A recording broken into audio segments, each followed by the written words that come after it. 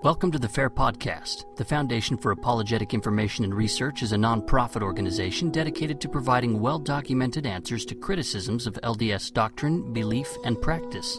To learn more about FAIR or to make donations, visit fairlds.org. I'm Blair Hodges, host of the FAIR Podcast.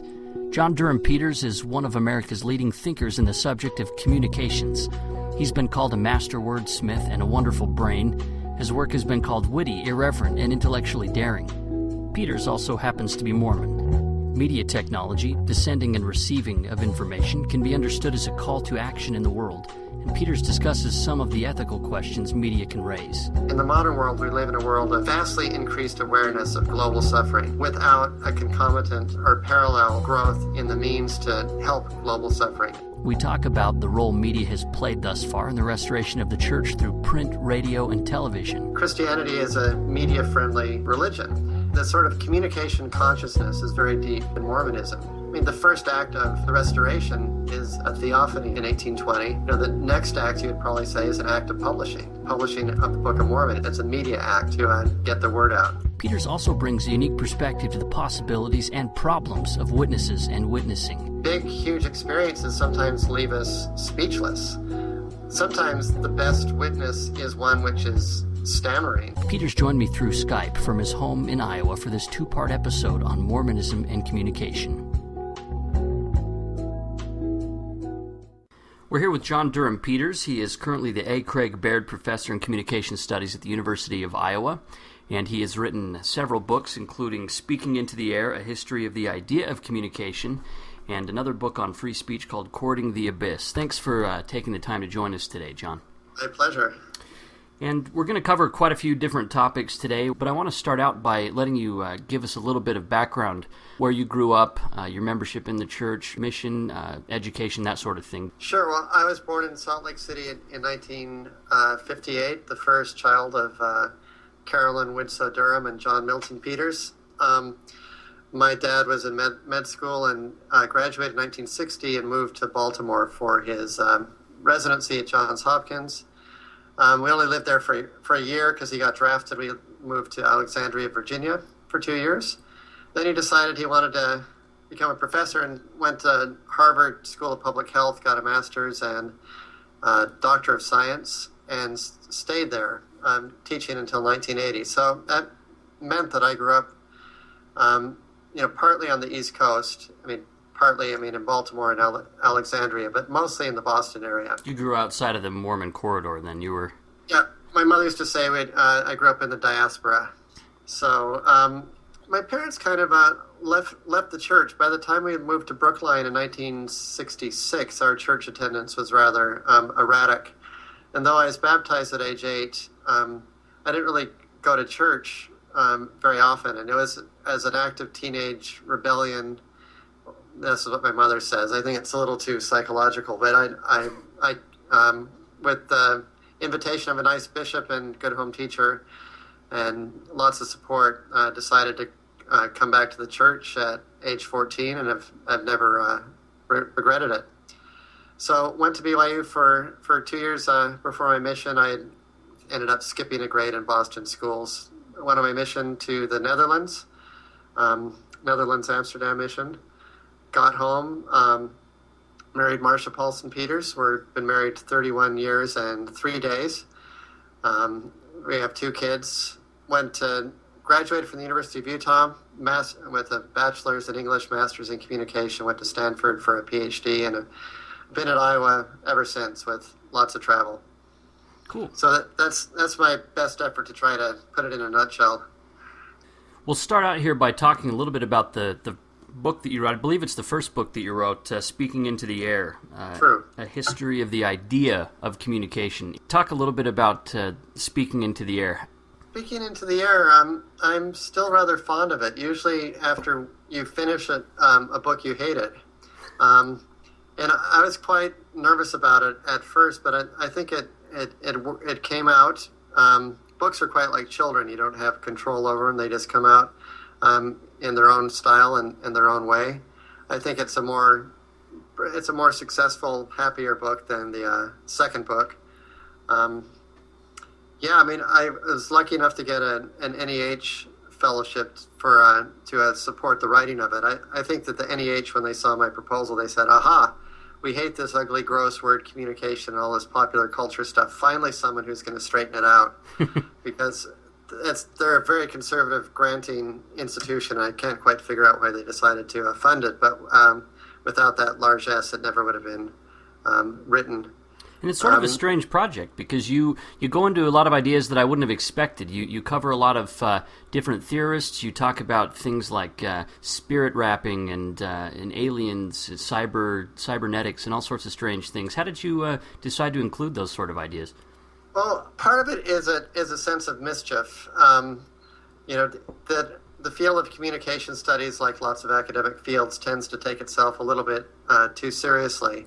And I thought it'd be funner if we could show the kind of alien, uncanny horizons to our thinking about communication. Plus, I think that academic work tends to often have a deficit of imagination. I mean, not always, but I meant for this to be as imaginative as possible, so that we could kind of break open what studying communication could be. And you include a lot of information from the Bible as well. There's a whole chapter that compares Jesus to Socrates. Yeah. Yeah, well, Jesus and Socrates, of course, are the two central moral figures in the history of the Western world. And I suppose starting off the book with a comparison of Socrates and Jesus shows that my 19th century soul, because basically most 19th century authors ended up discussing them from one point of view or another. So, Nietzsche did it from the point of view of a debunker. Nietzsche actually liked Jesus, he just didn't like Paul. J.S. Mill compared him, Soren Kierkegaard compared him, Ralph Waldo Emerson, Margaret Fuller, you name it. Everybody's thinking about Jesus and Socrates. And so it's sort of a maybe mischievous, but also sort of a grand gesture on my part to say that problems of communication are not just things that came into being with, pigeons and telegraphs, but they are fundamental issues that are bound up in the ethical problems that human beings face and have been wrestling about. The sages have been wrestling about for a long time. One of the things you point out in the comparison is you compare dissemination to dialogue, and right. Your idea is that Socrates was more of an advocate of dialogue, one-to-one communication, whereas Jesus was more disseminating.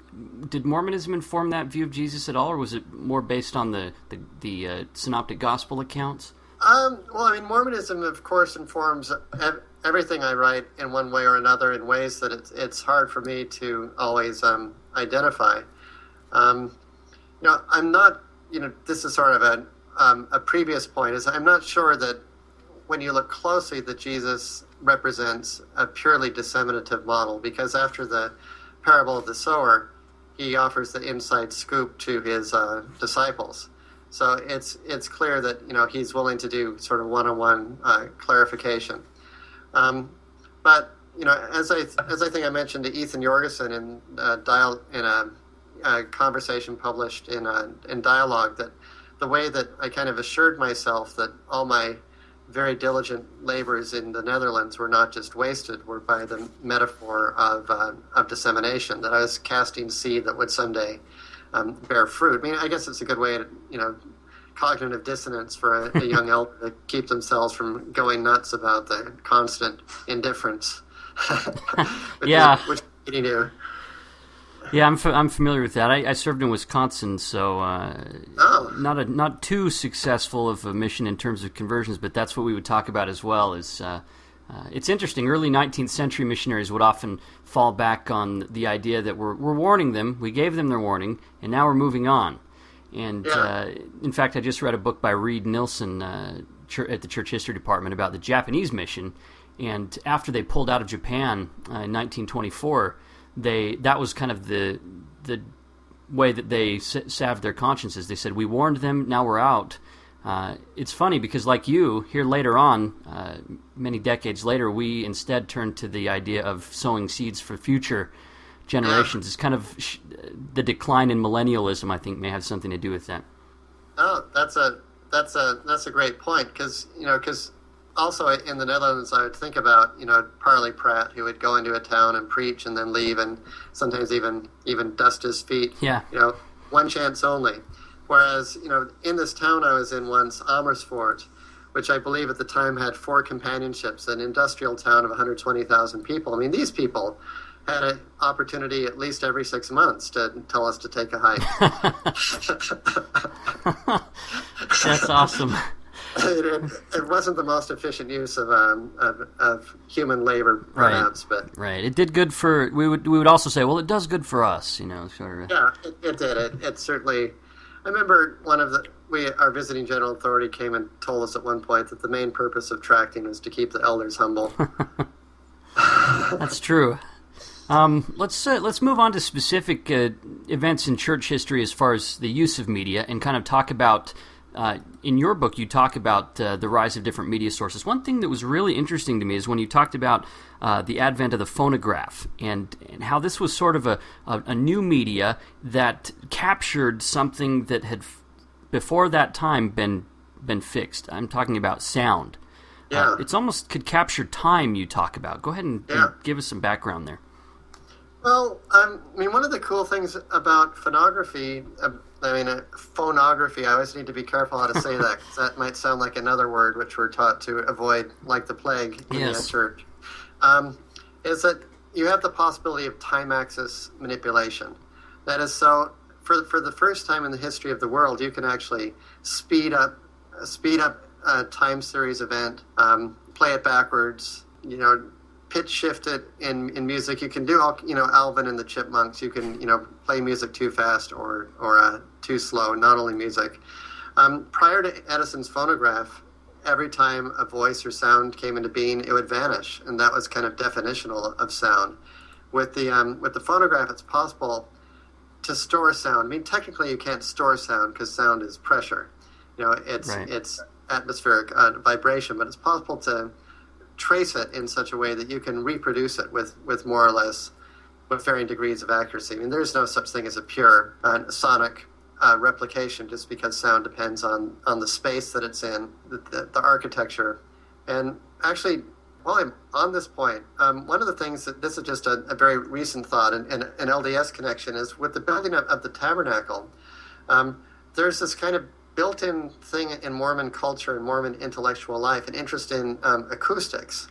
And to me, it's fascinating that Carl Eyring and Vernon Knudsen, I guess you say, and of course Harvey Fletcher, above all, some of the great acousticians, physicists of sound in the 20th century, were all Latter-day Saint. And the Eyring Science Center at BYU, I don't even know if it's named that anymore or if it exists anymore, but when I was there, it's named after Carl Eyring.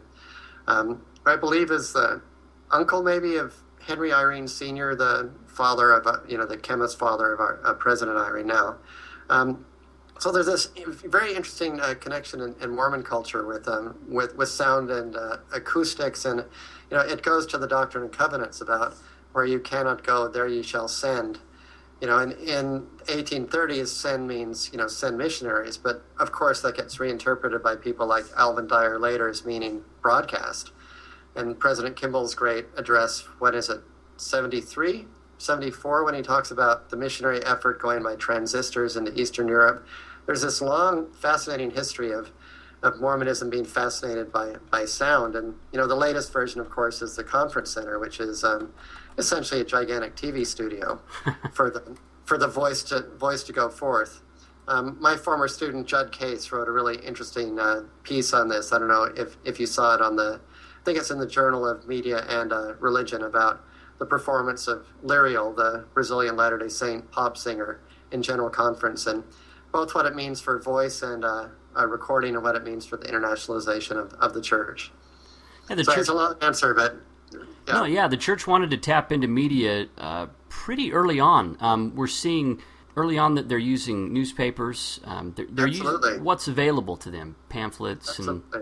And Marshall McLuhan, he talked about the global village. I think this is back in the 60s, and he talked about how technology would help the global village kind of come together. And it's interesting because back in 1850, Orson Pratt, one of Mormonism's foremost authors and publishers, he almost exulted in the increasing ease and speed of travel. He said, it's almost united our continents into one. And he said that technological developments would be like Isaiah's prophesied swift messengers. And he talked about how these new media and these new ability to travel will basically roll forth the kingdom of God sort of thing. I mean, he situated all of these advancements into the narrative of the restoration. Yeah. Orson Pratt is a really fascinating thinker about communication, as is Parley, because, as you say, they're both publishers and preachers. And they really tap into something deep in the history of Christianity, which is Christianity is a media-friendly religion. If you look at Paul's letters, Peter Simonson has written a very nice piece about the notion of mass communication in Paul, which is now a chapter in his recently published book called Refiguring Mass Communication, which I think is really cool. But Christians have always been, fascinated by, the gospel. What does the gospel mean? It means the good message. And so the sort of communication consciousness is very deep in Christianity in general. It's very deep in Mormonism. The first act of the restoration, you can argue, is a revelation, a theophany, of course, in 1820, and the next act you would probably say is an act of publishing. The publishing of the Book of Mormon. It's a medium. It's an act. It's a media act to get the word out. What are the implications of that? It's a book. It's like almost the first big thing Joseph Smith had to do was put words on a page. Yeah, well, I would say that Judaism, Christianity, and Islam, I shouldn't focus just on Christianity, they're all book religions and they're all media religions. And they all have interestingly different philosophies of media. So in Judaism, there's a lot of interest. Lots of people have written about the aniconic trend within Judaism. The anti-figural, thou shalt make no graven images. So a kind of downer on the eyes and on visual art, which is reproduced in Islam to various degrees, although Islamic art is clearly figural. That there are lots of modes within Islamic art where you can see animals in geometric shapes and patterns. But so I don't know, maybe all the ethical monotheisms are media friendly in interestingly different kinds of ways. But they're also media phobic in interestingly different kinds of ways. The critique of idolatry, the golden calf, that's kind of like the fundamental act that all media critics like to do since. Smashing your television set or torching your CDs. People still do this kind of stuff as a kind of resistance against the evil idols. So I don't know. The implications are really rich and wide. So the church was making use of media almost as soon as it was available to them, and you have to reach a certain point in civilization, I guess, to even have a group to send books to. There has to be literacy and things. It's kind of interesting with Mormonism, where we have this idea that God gave the gospel to Adam, and traditions of perhaps he writing a book of remembrance and things. Yeah. Coming back around to the phonograph, 1888, or I think 1898 rather. In 1898, it was the earliest recording of a church prophet that we've had, is Wilford Woodruff. His son brought in this machine and said, this is a talking machine, and I want you to talk into it. I'm going to play a little portion of that first recording here. It sounds pretty bad, but I'm going to play a little bit of this, and I want to go back to that idea of capturing time and also maybe talk about what he chose to emphasize here. So here it is. Right now, 26th morning, that's the program, Durham Peters. Before we rise, in the Lord, and where the heart Okay, so he's talking about his testimony here, and he starts off by talking about Joseph Smith standing before a group of people and speaking, obviously live. And here's this prophet speaking into a recording box, and he's talking about the keys and the powers that God bestowed on Joseph Smith and sealed them upon the Quorum of the 12. It's sort of an interesting recording there. What what kind of sticks out to you about this? This 1898. Oh man, it's very cool just for me to hear this little drop of, it's like dinosaur DNA in amber. We can hear early Latter-day Prophet's voice. I mean, to me, it's so interesting that we have no idea what Joseph Smith or Brigham Young sounded like, and that's a simple technological fact. Or we know that Joseph even Smith a photograph of Joseph as well, right? We don't even have a photo. Exactly. Well, we have a daguerreotype, don't we? It's of a painting. Oh, okay, right. Yeah, I've never followed out. That's interesting too. We have a daguerreotype of a painting of Joseph Smith.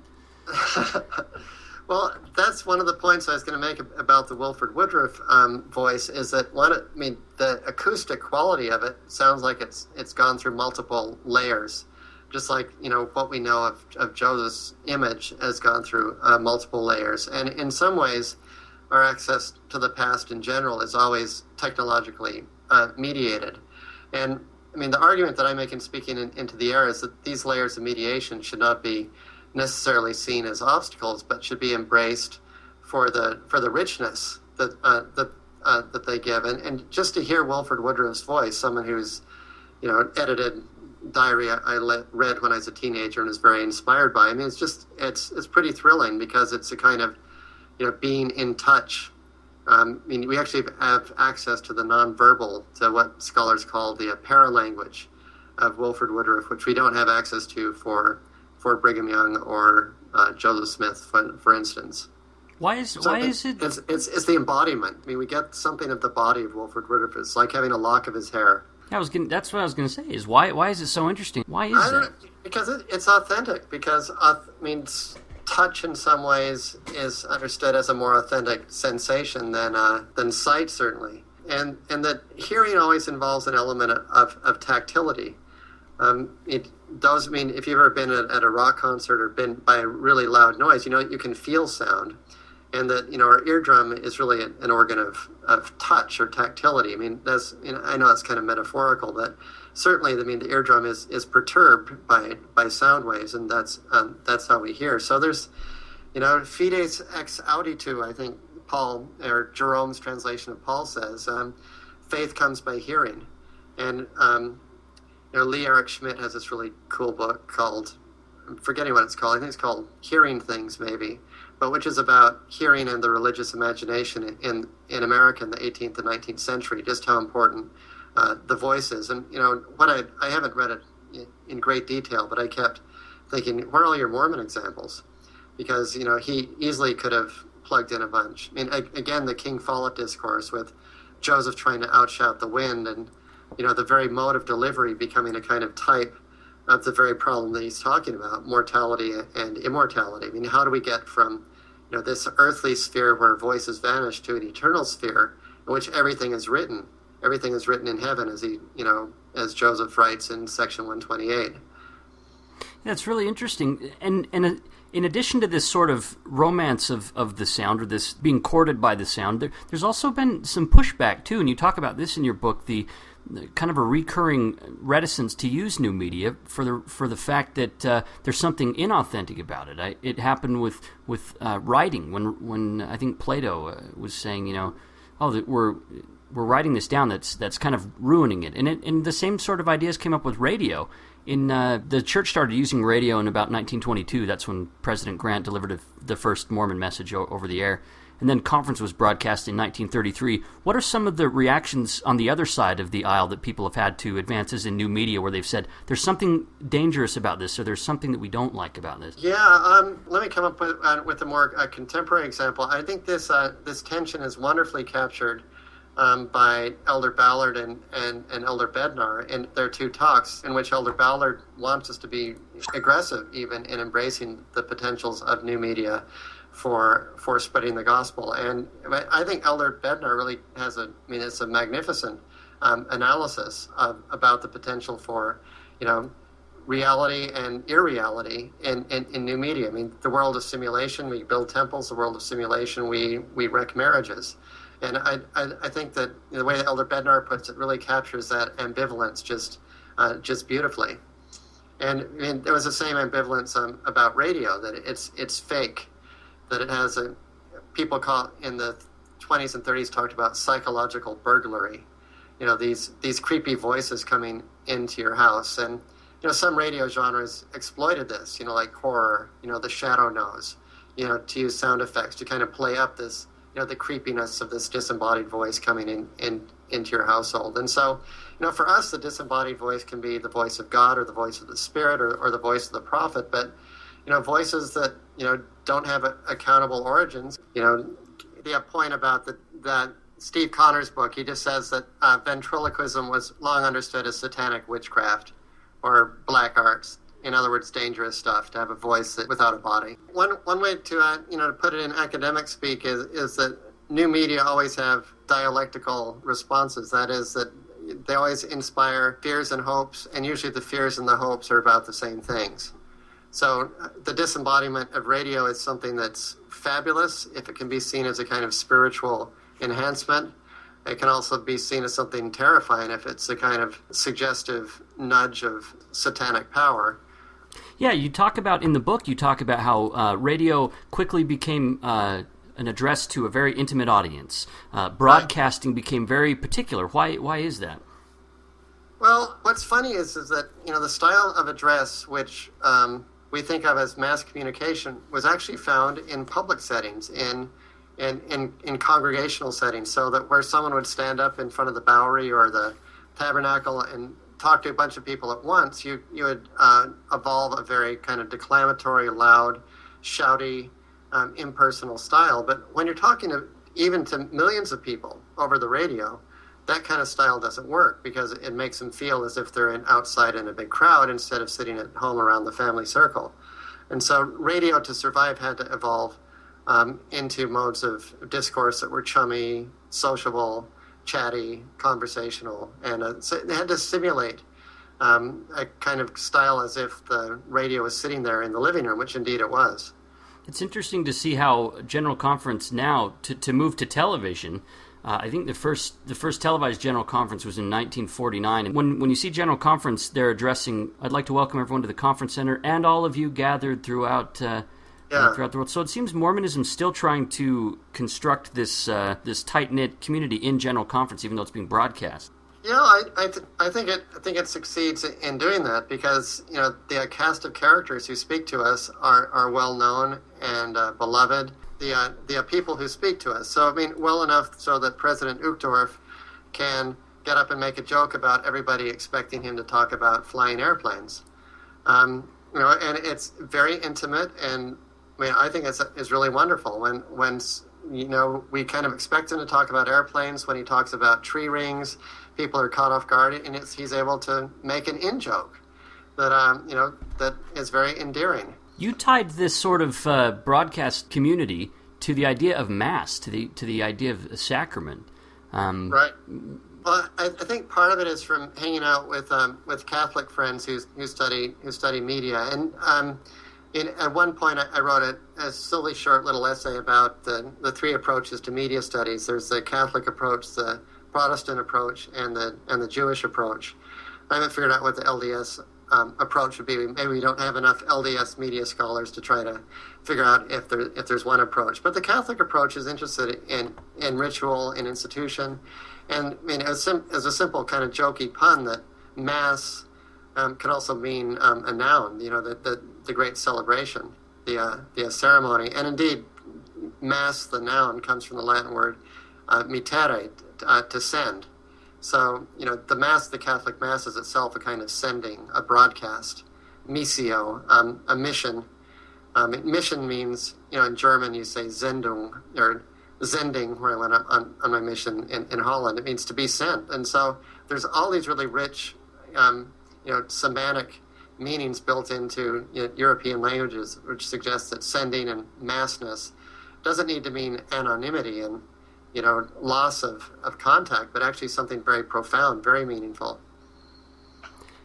You've also talked about, kind of on the same subject, the ethical obligations that media can bring to a person. So we're going to kind of shift the subject over to the idea Sure. of witnessing. What you've said in one of your books is that facts that we see perhaps in a news broadcast or elsewhere, impose moral and political obligations that fictions don't. And that if you see some sort of suffering, say like the earthquake in Haiti, it fixes an obligation on a person. Can you talk a little bit about the ethics of witnessing through media? Yeah, big topic. Let me give an easy LDS example just because we're still on General Conference. I mean, two ways the General Conference allows us to step out of the role of mere spectator, passive spectator, is the sustaining of church officers, and also the way the priesthood meeting is done, the fact that it is not broadcast, and you actually have to go to a meeting house. You have to have that sense of shoulder-to-shoulder camaraderie, the father-son thing. And, for me, I've got two sons. It is a highlight of the year to be able to go to, the priesthood broadcast and, sit by a son or two, depending, what part of the world that they happen to be in. Partly what I'm trying to do is figure out what the bound between fact and fiction is. And a fact is something that has witnesses. A fiction doesn't have witnesses. So there aren't any witnesses to Hamlet. There are lots of spectators of Hamlet or readers of Hamlet. I'm not saying that there aren't all kinds of truths in Shakespeare's play, but it has a kind of different connection to the real world because there was no one who witnessed Hamlet and Ophelia and Gertrude and Yorick and so on. You might bump into a person who was murdered on stage after the show, sort of a thing, right?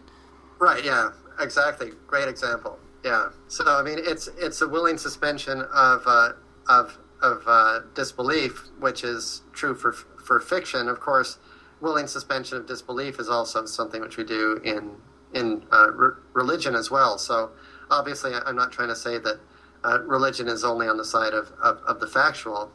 But when we talk about witnessing, which we do in religious context and in Mormon context, we're taking a mode of authentication and of nailing things down, which is usually understood to be in the factual realm, and using it for a realm in which, the counterfactual or the invisible or the felt is much more powerful than, being an eyewitness or an ear witness, which is why I'm interested in the whole idea of being a body witness. I mean, that you actively witness just by putting your body in a certain place at a certain time. So you're saying there is significance in, say, sustaining the prophet when you're sitting perhaps at home on the couch, and also you mentioned priesthood. That's interesting to me as well, how we have to go and shoulder to shoulder sort of a thing. You're saying, is there more kind of ritual power in being with others that way, or? Yeah. I mean, absolutely. I mean, I once had this is an old joke. I once had a friend when I invited him to come to church. They said something like, "Well, I don't believe in organized religion." I said, "Perfect. we're not organized. Come on over." Silly joke, but clearly there is something powerful about the genres and contexts of sociability that getting together in church has. I mean, without sacrament meeting, you don't have people put all this labor into preparing talks and then standing up and giving them. I mean, people just wouldn't talk that way without the institutional sustaining. People wouldn't do the kinds of things that they do. So there's a kind of intelligence, I would argue, built into the communal practices of religious worship that cannot be replicated through solo meditation. Not that solo meditation isn't great also, but for me at least, I need the communal, the ritual aspect to sustain a full life of faith, I would say. And back to the topic as well of, for example, the Haiti earthquake. We had broadcasts almost that within the hour. We had the church had trucks being sent out really quickly, right. And you had people sitting at home watching celebrities sing on TV or donating money and do these things. So it can all happen very quickly. But do you think that can also that kind of increases that burden of obligation to a global community? Yeah, it does, but it's complicated because if there's a flood in Iowa City, which there was 2.5 years ago, then I'm easily mobilized. I know what I can do. I can go sandbag. If there's an earthquake in Haiti, what I can do is complicated by the sheer fact of distance. And there's a really interesting book by this French sociologist sociologist called Suffering at a Distance. And he suggests that essentially all we can do in a world of mediated suffering, televisual suffering, photojournalistic suffering, is to donate or to speak out. And that seems a kind of meager menu of options. And certainly I'm glad that that the church does humanitarian on the ground work. But, I remember people, saying in the Haiti quake, stop all, you do-gooders, stop coming down here. You're mucking up the infrastructure.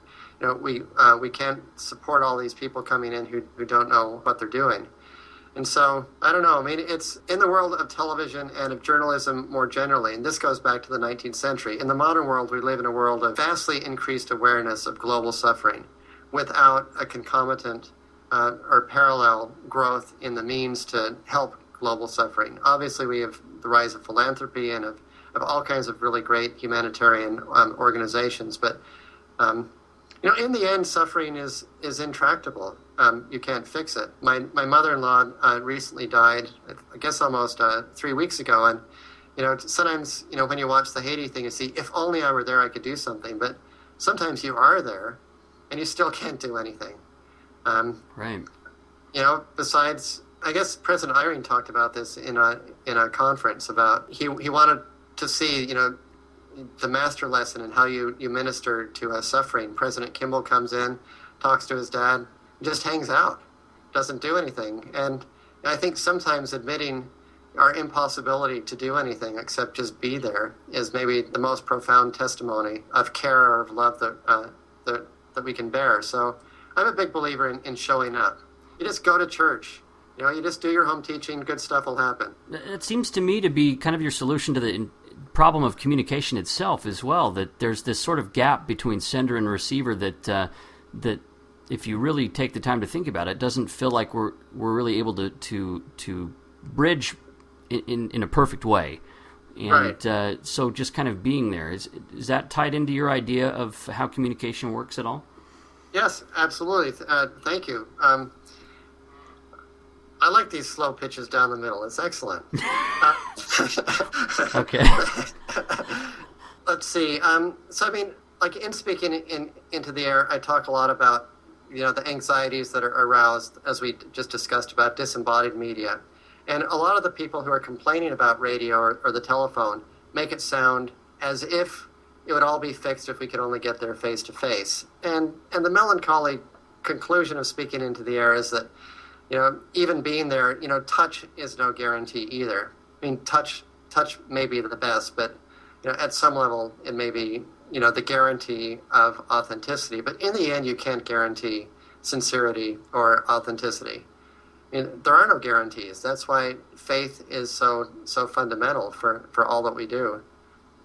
Perhaps the thing that sticks out to me most is the guarantee of even meaning sometimes. When we hear somebody, how do we know that that we're really getting what they're saying? You've mentioned the problem of the gap between a sender and receiver. You're not quite conscious of what the other person is really getting from you.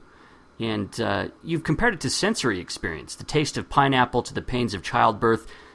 These experiences vanish when put into words and remain inaccessible to others, except in as much as they claim to share similar experiences. Sensation is encircled into privately personal ontologies. So that you put it really starkly, this kind of disconnect. It can almost make one feel lonely even in the presence of other people. Yeah, well, I think I often feel more lonely in the presence of other people than I do when I'm by myself. I think the loneliest I ever felt was at a stake youth dance when I was about 15 and just kind of walking around and feeling like no one wanted to dance and I didn't want to dance, and just this kind of weird kind of crowd, a little bit of stupid teenage angst. I'm really glad I'm not a teenager anymore. But you can certainly feel lonely in crowds. You can feel in wonderful company reading your scriptures or reading Emerson or reading someone that you read, reading a letter. I do think that this is I guess you say I put it starkly, but there is something fundamental about the problem of bearing witness, is that the witness is always a downgrade in the quality of the knowledge, because the witness has a privileged access to some kind of truth, or else they wouldn't be a witness. But So, I mean, the listener to the witness can never have the original experience that the witness had. And it's all ultimately an act of faith, I would say. I mean, you just choose, you've got to make the leap and then see what works for you. What stuck out to me with what you were saying was, it reminded me of Joseph Smith as a boy. Lucy recalls him saying that he'd rather go out in the wilderness with the Bible than to join in communion with other people. But as Mormons now, we kind of emphasize going to church and being with other people. But that can intensify a feeling of alienation in certain cases, it seems. Yeah, I mean, I know people who come to church who feel put off or alienated. I mean, I know people who come to universities who feel put off and alienated. I mean, so it isn't unique to the church. It's just a feature of how people fit in institutions. There are lots of different flavors, but I think the church does emphasize scripture study and prayer. I mean, the Sunday school answer solution to everything is go to church, keep the commandments, and pray and study your scriptures. And we don't have a really developed spiritual practice or culture for talking about the richness of prayer or of study. I mean, if you compare us with the Jews in terms of scripture study, we haven't really figured out all the richness of it. If you compare us in prayer with like Tibetan Buddhists or something, we don't really have the same elaborateness of practices. And I mean, I understand that they're the LDS view could be that those things are kind of in danger of going off the deep end. But I do think there's plenty in Mormon culture, at least, to encourage meditation and solitude and the dark night of the soul and courting the abyss. I mean, that abyss metaphor comes from Joseph's letter from Liberty Jail about how the mind of man is supposed to ascend into the darkest abyss. Yeah, so why not? I want to get into that idea of courting the abyss, but before we do, you mentioned prayer, and there's a part in Speaking into the Air where you're talking about, again, this problem of communication. You ask, where do projections of myself end, and where do authentic signals from the other begin? And you say this can kind of be multiplied when it comes to prayer with God. How would you approach that when someone says, I'm trying to pray, I kind of feel like I'm just kind of talking? Yeah, I'd say outstanding. I mean, prayer is an exercise. It's like aerobics for the soul, and talking to someone else isn't always a matter of transmitting information or of receiving some answer from it. It can just be chatting, and I think that if we think of prayer as play or as exercise or as work or as praise or as music, it's much better to think of it that way rather than the kind of spiritual telegraphy, this utilitarian message-sending thing. The Lord speaks through our minds and through our in ways that we're likely to understand, and so He'll speak in our language. And I think we're co-creators of answers to prayer. I don't think that's heretical. I think that's how it works. Before we leave witnessing, there's one more thing I wanted to bring up, and that's Joseph Smith's witness of the first vision. And anyone who has read the multiple accounts will see some differences in those accounts. In a chapter you wrote about witnessing, you say that the sort of curious thing about witnessing is how retroactive it is. And there's even some problems of quality there. What are some of the problems with witnessing that you've talked about? Well, witnessing is prone to all kinds of errors in identification and accuracy. We know this from social psychological studies, for example, of identification of faces, in terms of like bank robberies, that, people just make all kinds of mistakes in terms of identifying people. There's all kinds of examples of where, like, of traumatized people where lawyers can basically, produce a memory that might not have been there. And so, there's a fragility and unreliability of witnessing, which has been recognized from the very beginning. Some of the ancient Greeks thought that torture was the best way to get an authentic witness from a slave, because the pain would keep them from lying. It just kind of lashed them into speaking the truth and nothing but the truth. But as we know, torture doesn't really produce better information. I think torture is hideous. Little political note there. Where are we going? Well, yeah, we're talking about that idea of witnessing. So with Joseph Smith, and here I'm going to read an excerpt.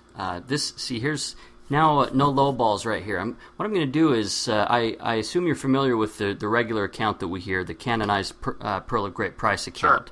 Sure. Here's the first written account. It's interesting. Frederick G. Williams is writing this History of the Church with Joseph Smith in 1832. Joseph is obviously with him because at a certain point in the narrative, Joseph takes the pen. And it's just about the point where he talks about the first vision. And this is interesting, so I'm going to read this excerpt from the earliest known written account of the first vision. He says, this is Joseph, "Therefore I cried unto the Lord for mercy, and there was none else to whom I could go and to obtain mercy. And the Lord heard my cry in the wilderness. And while in the attitude of calling upon the Lord in the 16th year of my age, a pillar of fire is crossed out, a pillar of light above the brightness of the sun at noonday, come down from above and rested upon me. And I was filled with the Spirit of God, and the Lord opened the heavens upon me. And I saw the Lord, and he spake unto me, saying, Joseph, my son, thy sins are forgiven thee. Go thy way, walk in my statutes, and keep my commandments. Behold, I am the Lord of glory. I was crucified for the world, that all those who believe on my name may have eternal life. And then he goes on to say, the world lieth in sin, there is none that doeth good. In the canonized account, he almost goes right to that apostasy narrative. So there's kind of there's a difference in how he relates that. How do you reckon with that? Well, there's a difference in how old he was too, right? Right. Yeah. The Pearl of Great Price account, I believe, is 1838. So it's been 6 years. Yeah, but I mean, doesn't he say there the 16th year of his? Yes, 16th year of his age, as opposed to when he was 14. Yeah. Yeah, I mean, is it surprising that human beings narrate different events? I mean, the same event in different contexts to different people. I mean, can you step in the same river twice? I mean, the whole joke about that old saying is not only that the river changes, but you change. Can you step in the same river twice? Joseph wasn't the same person he was in 1838. We believe in ongoing revelation. Why couldn't Joseph's understanding of the Godhead have advanced? I mean, to me, it just seems like we trap ourselves in kinds of dumb ideas about how history and narrative work if we insist on a kind of narrow-minded view of authenticity. Sorry about the phone there. Communication abundance. I'm going to ignore it. The essence of a medium is revealed in breakdown. This is what Martin Heidegger says about, the essence of any technology is revealed in breakdown. Right. So we can be grateful for all the contraptions that fail on us. It's interesting with witnessing and this first vision account. You talked about how at the time a person doesn't really know they're witnessing something. They don't consider themselves in the moment as well. Perhaps not always, but when they're witnessing something, they're not thinking, how am I going to explain this in my written account in 10 years? Yeah. Yeah, you said in witnessing we look backwards on events we didn't realize we were observing. We're restoring deleted files from memory. So with Joseph Smith, he didn't know at the time that he was... I assume it was a very personal experience for him. Sure. And it seems the earlier account reflects that more than the later account does. Right, yeah, because the earlier account seems much more about his spiritual standing rather than about him as the future founder of the Restoration or of the church. I like the line from T.S. Eliot's Four Quartets. We had the experience, but we missed the meaning. And there's so many things that I've had in my life that I'm still figuring out. I mean, part of what, the whole principle of psychoanalysis, whatever you think about it, is that you have events in childhood which stamp you for life and which you will, if you're lucky, figure out when you're a grown-up, or at least you'll figure out how to cope with them.